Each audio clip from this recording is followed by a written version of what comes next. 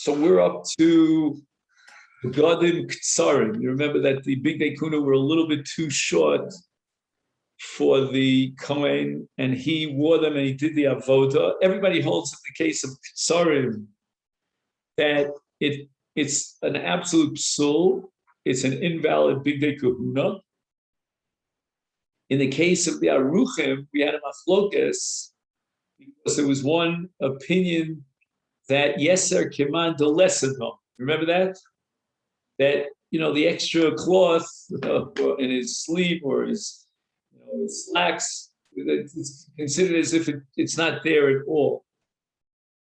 So if he went ahead and he did the avoda b'garim ksarim, then everybody would agree that the avoda is psula. Again, we didn't get to the question about siluk avnei if he can sort of somehow make up for it in a different way. But in the case of aruchos, l'shitas haposel, will go according to that Mandiomar that disqualifies the Big Day Kuna in aruchos and does not accept Kiman de Lesed Domi.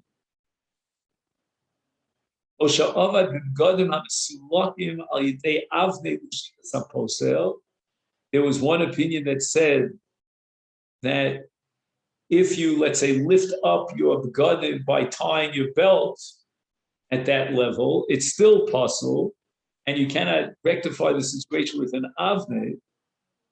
In all these cases, according to all these various opinions, avodah psula.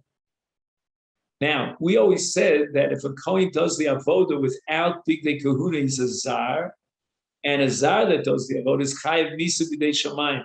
Nechleku achronim im chayiv misa b'dei shamayim ki mechuser b'godim.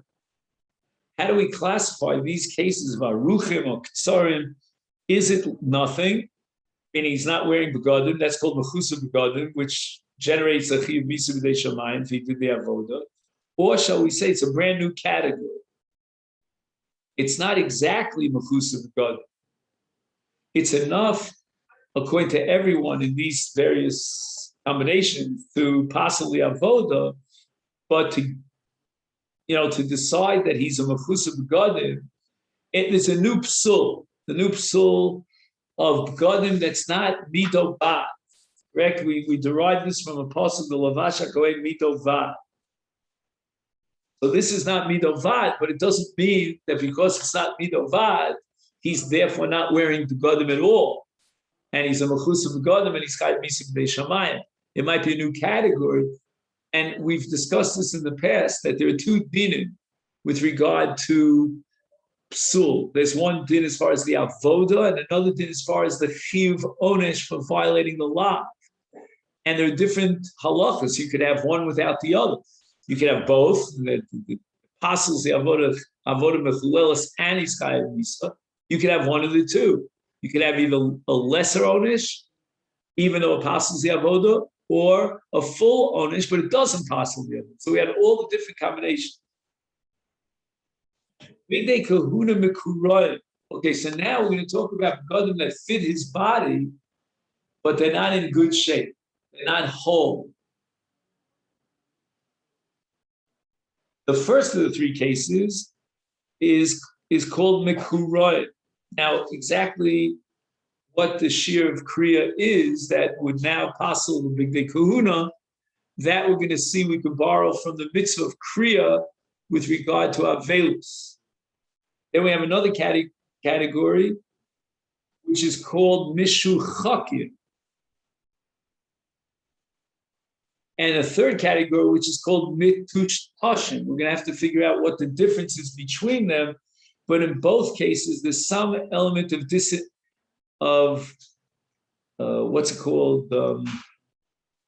disintegration.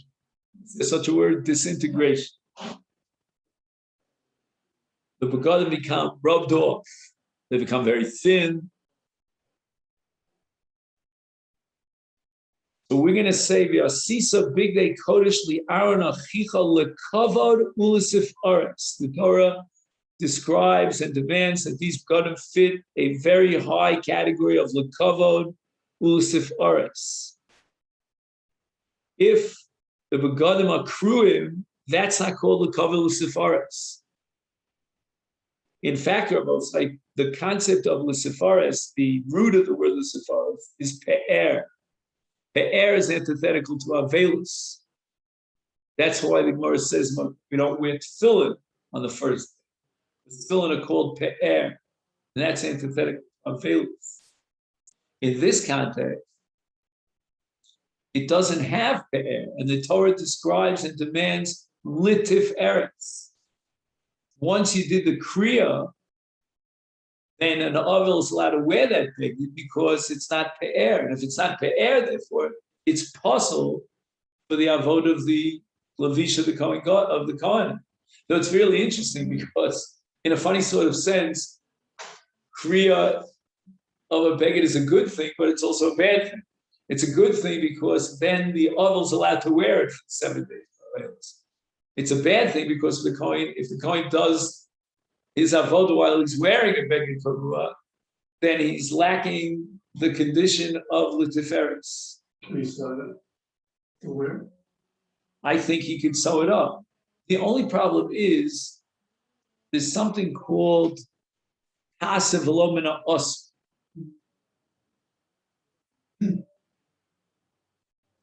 And I think we had a pasuk here about sisa big day kodesh, implying that you need an asiyah. Like, for example, what do you say?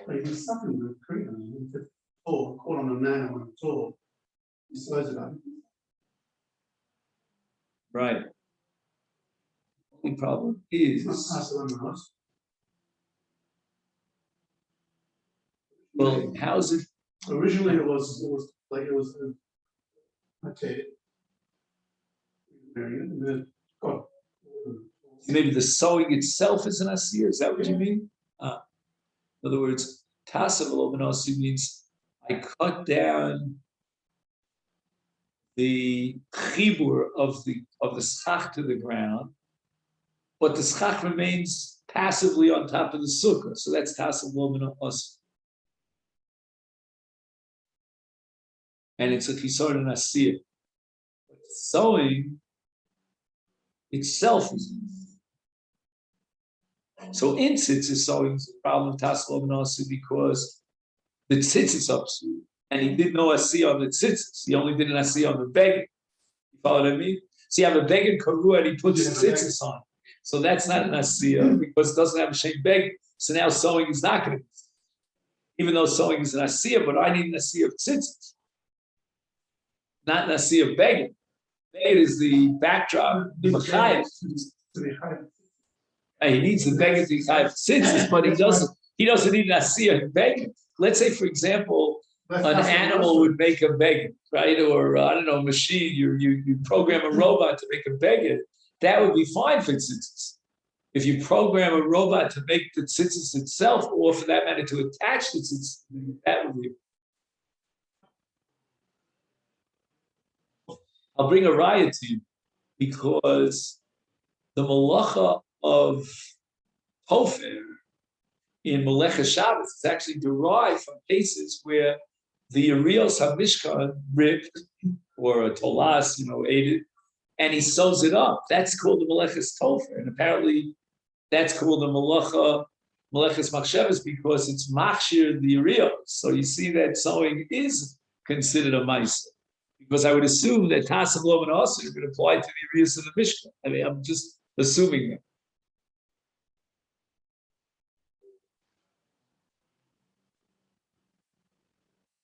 By the way, I just want to point out a few days ago, we had a question about the status of the Korban Pesach. Were you here, David? So I told you that I thought the Korban Pesach has a quasi status of a Korban Tzibur because one Pesach would be enough for everyone. So I discussed with my friend Alan Dubin, and he disagreed with me vehemently. Said no, Korban Pesach is a Korban Yochid. So I said to him, but the Gemara in Zvachim calls Korban Pesach and Korban Tzibur. He said, I made a mistake. When the Gemara called Korban Pesach and Tzibur, what it meant was that it's a carbon shekavua lazman. Now, it's normally the difference between a carbon yachid and a carbon tzibur is that a carbon yachid is not kavua lazman, it's not time earth. Whereas a carbon tzibur, by definition, like let's say tmidim or sofim, that's kavua lazman, and that has tremendous bearings, in many halachic contexts. So when the Gemara talks about Pesach as a carbon tzibur, what the Gemara meant, it has one element in common with the carbon tzibur, and that's as a time urgency, as opposed to all other karbonos yachid, which have no time urgency. I mean, there's an Isur Bal Tiachir, but that's something else. Okay. Okay, now we have an insight here of the Radbaz. Chosvu Achronim, Sheshitas Haramam he. Soon this is in Bias Migdash. Radbaz is at the beginning of Bias Migdash.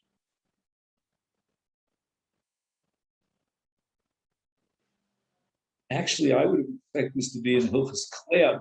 Okay, fine. Sheyesh shnei sugei mikuron, two categories of ripped garments. Im karua beged kider shekorim ala mes, uhu karua minat savor, vazeh avodoso kshera. Another example of these two dinim of number one, whether the avoda is valid, and number two, whether he's chayav misif b'dei shamayim. So his avoda is not mechuleles, but yet he is chayav misif b'dei shamayim. And I'm going to assume that in this category of mekuroim, you have a radical kriya, meaning a far-reaching kriya. It's so ripped that it would qualify for kriya alames. Let's see if I'm right. Bedin zed nilmam en apostle, v'ashechem al tifro, uvigdechem lo sifromu, v'lo samus.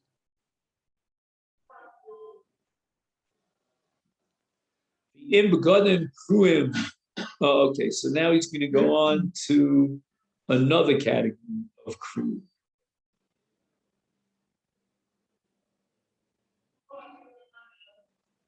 The apostle John did not make his avodah possible. Which one? Are you ready at the second category? No. Let's talk the first category. So the Radbaz is learning in the Rambam that if you have this category number one, which is a kriya that would qualify as kriya alames, then the avodah is ksher. So why is it ksher and that you still have the shema? Because it's only ksher b'di'evet, meaning there are certain halachas in avoda, in the carbon, where we could be lenient, but it has nothing to do with the averes halach, meaning as far as bigdei kahuna, he has violated the isur of doing avoda without bigdei kahuna. As far as the carbon is concerned, we have certain leniencies that we can. Let's see if we can remind ourselves. I have to shake up my memory here. Let's say, what was the case of an onain? Just 1 second. An onain, we said, no, that's not.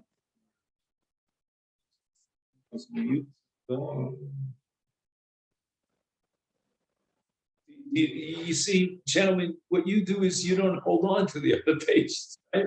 Okay, that's not. If I was a professor in university, I'd fail you for that. Okay, let me just think. We had.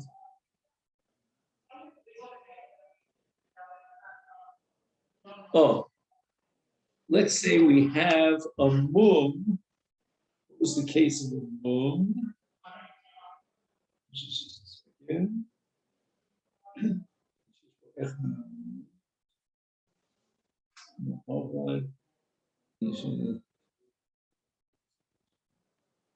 Right, we don't know enough about Mumin, really. That's a whole Masech itself.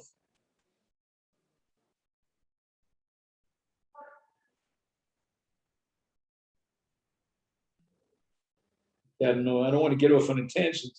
There are different prakim in the Rambam in which he talks about Mumim. In one parak, he talks about Mumim that would possibly avoda. And in another parak, he talks about lesser Mumim, where in Avad, lo chil les avoda,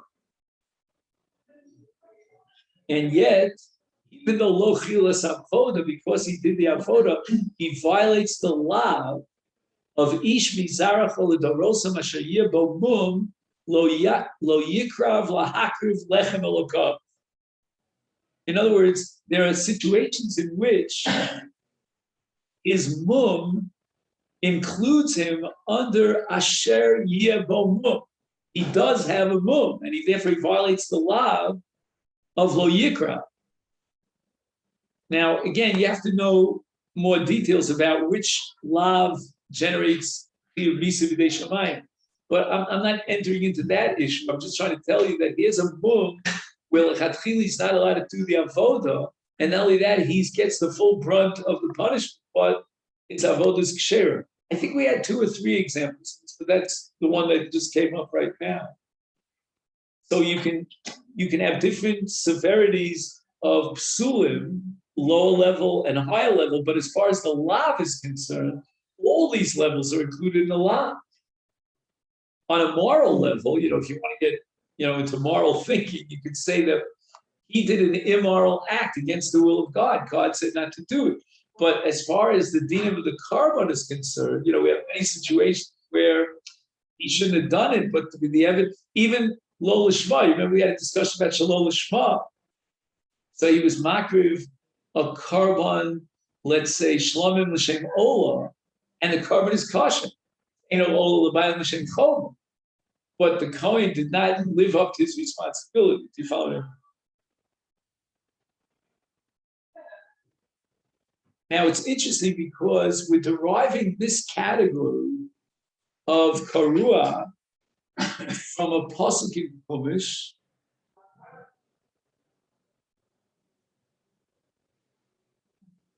Do we have a Chumash here? We always want to keep it. It wouldn't be a big deal to keep it.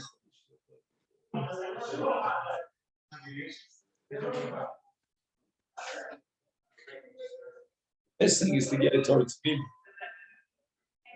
But okay, I'm not gonna. Because what bothers me is that, can you open up Steve Perek Yud in Vayikra, Perek Yud, also above, and just tell me, if you can, what is the context of this pasuk? Are we addressing a Kohen doing the avodah? When they died? Yeah. When they died, and they said, And they didn't confirm. It's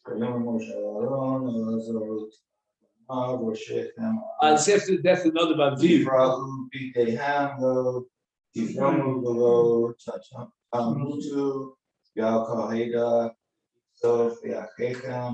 wait, just 1 second. You're going too fast. Yeah. So how do you translate the words lo sifrom?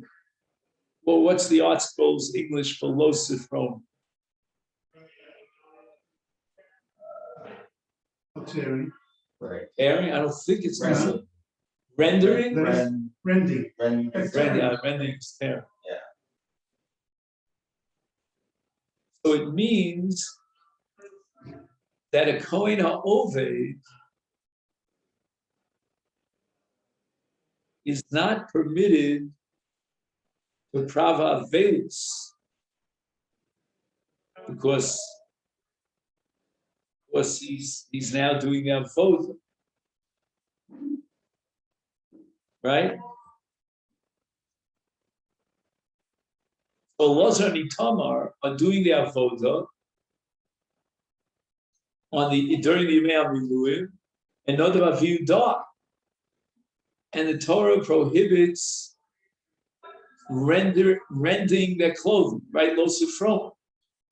Even though on one level they're chayav in primas habagad, in kriyas habagad, because their brothers just died. But in lieu of the avoda, HaKadosh Baruch Hu says, no, you're not allowed to do this because you are ripping your big day kahuna. That normally a client would switch which create for his brother. Yeah, but then he's not an ovid. He's obviously going to stay far away from the bigda. If he does the kriya. Now, I don't think he has to do the kriya on the big day kahuna. I mean, you could ask a question, and maybe that's what you're asking, maybe, is why is HaKadosh Baruch Hu addressing the big day kahuna issue when they can do kriya without big day kahuna, big day chol? Because they were in the middle of the avodah. Exactly, because they were in the middle of avodah. And therefore he's saying, look, you're in the middle of the avodah, there's no tolerance here for kriyas big day kahuna. But again, it might be a moral statement. It might not be saying, and that's what the Radbaz apparently is learning in the Rambam, that the avodah would be psula if you went ahead and you rented your clothing. Because he's saying now that the only thing we derive from this pasuk is the averes halah, but not the psul of the begadim. So he's doing a kriya which would have qualified for kriyas avelus, and it disqualifies the begadim as far as the aver of lo sifromu, meaning don't do the avodah with such begadim, but it doesn't go as far as being mafkia the kashrus of the beged itself. The beged itself, as a chefetz of big day kahuna, remains big day kahuna. Why? Because it's a kriya. Now, I thought that this kriya was more profound, the fact that it would have fulfilled the mitzvah of kriya. He's saying on the contrary. What would be more profound? This is now, again, the Radbaz in the Rambam. Im habgadim kruim b'kama makomos. So we're not talking about a beged that's sholem, except for the kriya, but rather a beged that has a constellation, so to speak, of different kriyos. And apparently that's more profound. What's with this? You got one kriya, multiple kriyas, and once you got a kriya, that's it. It's the big, no good. Again, when you have one kriya, you could argue that the beged is still whole. But if it's ripped in all different places, again, I don't know the size of each rip, but that I don't know. Don't ask me that question. But if it's ripped, as you point out very well, multiple places, then it's not pe'er. So you can still consider it pe'er, and it crosses the lower boundary of big day kahuna if it's only ripped in one place. But if it's an amalgamation of many rips, I don't know how many and how many different places and what sizes, but just in theory, kruim bekama makomos, that's already pris. Then you're talking about, I don't know what to call it, you have to be politically correct. If I would say, I don't know, a hobo or a homeless person, you know what I'm saying, right? I'm not trying to, we should help the homeless, so don't get me wrong. It's like rags. And, it's very interesting. At what point do you call something a rag? And this would be relevant to Hilchos Tumah V'Tara, meaning a beged is Makabel Tumah. It'd also be relevant to gentlemen here right behind us are learning books. It could very well be that if it's Pchusim to the point where true and become Makomos, it'd be Muktzah. I don't know. I mean, again, I doubt it, but I'm saying theoretically, you might say it's Muktzah. The Gemara talks about Shivrei Kaleb. This becomes Shivrei Kaleb. It would not be Makabel Tumah, but it would be Muktzah. And Pakashem Kli. In this case, we're saying it's Pakashem Beged. I would say that in Kol Tarkul, it's not Pakashem. He's wearing it. It's ripped. It's it's a kind of a rag, but he's wearing rags. If a person never, that's what he has to do. He's wearing a rag. But in Big Day Kahuna, the Torah has a precondition. It's got to be L'Tiferes. And rags are not L'Tiferes. Kavadosa Psula. Now the pot grows really thick, really, really difficult. Because he says, V'eno chayev misa. This is really... When there's one tear, somebody's okay, it's 5 minutes. When there's lots of tears, the other way around. Yeah, his avodah is possible, but he's not chayev misa. Very strange. Very strange. It's only according to the. Oh, wait a minute. In the footnote, he gives a little bit of an explanation of this Radbaz. Afresh Nun Dal, which is almost on the bottom right. Kosovo Radbaz. Kevan Shemishum Chiv Misa. Shel Karua Begodim. Eno Chayav. So again, we're talking about a rag, so to speak. Zenema Kak. Karua Kederach Shekorim Al Mes. Yishum Machusa Begodim. I don't get it. If it's Machusa Begodim, how can you say Avodosa Kshera? Shalohem Lovshin Godim Psulim.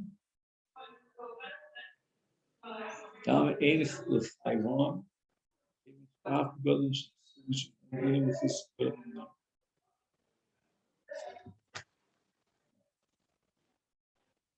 Lost it. Try again. So first he's talking about Kruim B'Kav Makomos, and he says that Chiyuv Misa of Karua B'Godim Eino Chayav. Why not? Again, in principle, he says that a Karua B'Godim would be Chayav Misa. We saw that in the case of Karua Begid Kiderech Shekorim Alam. He would be Chayav Misa. Why isn't he Chayav Misa here in the case?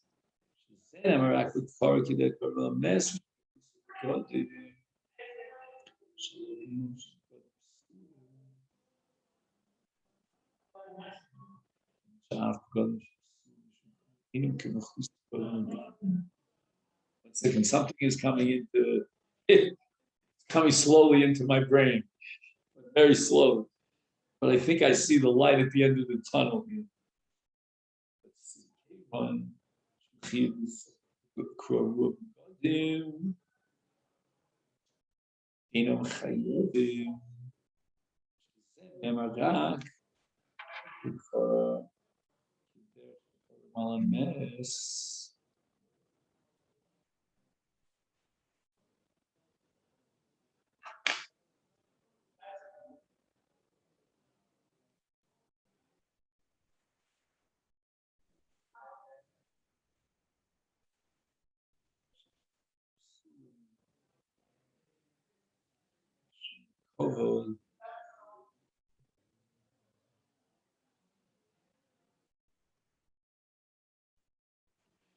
Let's go slow. He lays down, we'll call it principle number 1, which for the time being we'll accept as Exeris HaKos, without any rational logic. Principle number 1 is that the Torah establishes a Chiyuv Misa in the case of Karua B'Godim Kiderech Shekorim Al Emes. In other words, when HaKadosh Baruch Hu warns Elazar and Itamar not to be porea, the punishment for that, I don't know if it's explicit in the pasuk here, is v'lo samusa. Doesn't say v'lo samusa. So again, let's accept it just as a what's the word? Okay, the word is escaping me. An axiom. Let's accept it as axiomatic. The Torah says that if you're doing the avodah with begadim kruim kikri ala mes, then you're chayav misa b'dei shamayim. Otherwise, okay. We'll just slow it. I mean, I'm just trying to go step by step.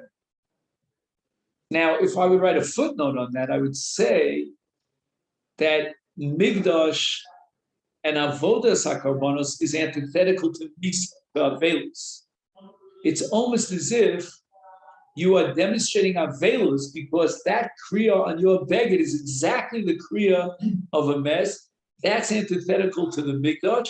And the Chutz B'Neira for doing that, for doing the Avodah with such a manifestation of Avelus, is a very severe violation or desecration of the Avodas HaMikdash, and for that you have misa. That's just a footnote. Okay. Now, there's another category that would generate misa. So right now, again, I'm not ready for what the Avodah b'diavad yet, but right now we're focused on Chiyuv Misa. So again, one Chiyuv Misa is Kriya Kikorim Alames. There's another Chiyuv Misa, and that's called Mechusar B'Gadim. Mechusar B'Gadim. So let's say a Kohen was meant to wear 4 B'Gadim, he only wears 3 out of 4. So he's doing the Avodah without B'Gadim because it's 4 or bust. He's chayav misa. And he's Chayav Misa. But in this case of Kruim B'Kama Makomos, the Radbazon that Niman of Shach is not Chayav Misa, because it doesn't fit into either of those two categories. It's not a Kriya that would be valid al mes, so he's not praving up velus. And it's not Mechusar B'Gadim because it's still a beged. Even though it's Karua B'Kama Komos, but he's wearing it as a beged. Let's see if I can fit that into the words. Then we'll try to plug in whether the Avodah is Ksheira or not. When we should Mechusar B'Gadim, let him be Chayav Misa B'dei Shamayim because of Mechusar B'Gadim, Shalohem Lovshim B'Gadim Psulim. Let's underline that phrase. Gadim Psulim. Now, it's Mechusar B'Gadim is not the same as B'Gadim Psulim. B'Gadim Psulim means you're wearing B'Gadim. They're possible. And that would explain why the Avodah might be Psulim, because they're B'Gadim Psulim. But the Chiyuv Misa was established for Mechusar B'Gadim.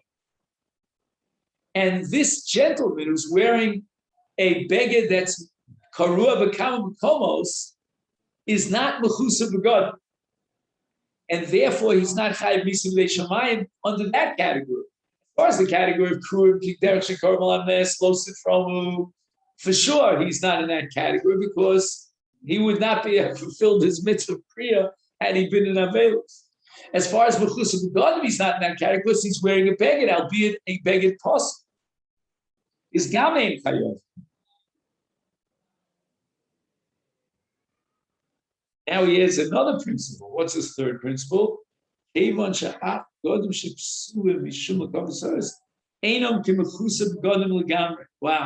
He has another principle. He's adding a number of axioms. He's now claiming that what we derived from Litiferes is not Mechusar B'Gadim.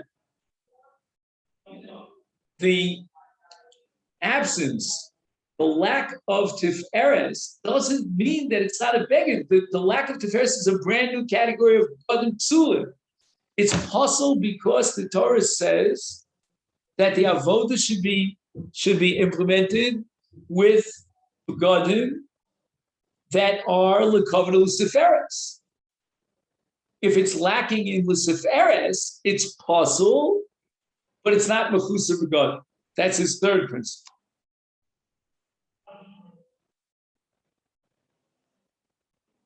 All right.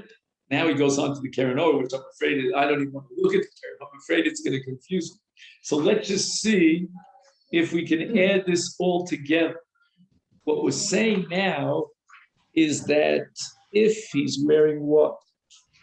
Wearing Badim Kruim, in that case, Kruim is not a psul.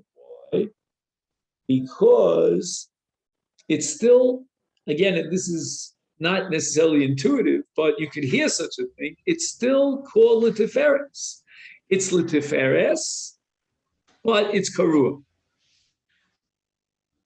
When the lav comes into play of Lo Sifromim, for which he's Chayav Misa, because it says V'lo Musu, then even if it's called Litiferes, I don't care whether it's called Litiferes. It's a Kriya, and you're proving Avelus to the base of Mikdash. That the Torah doesn't tolerate.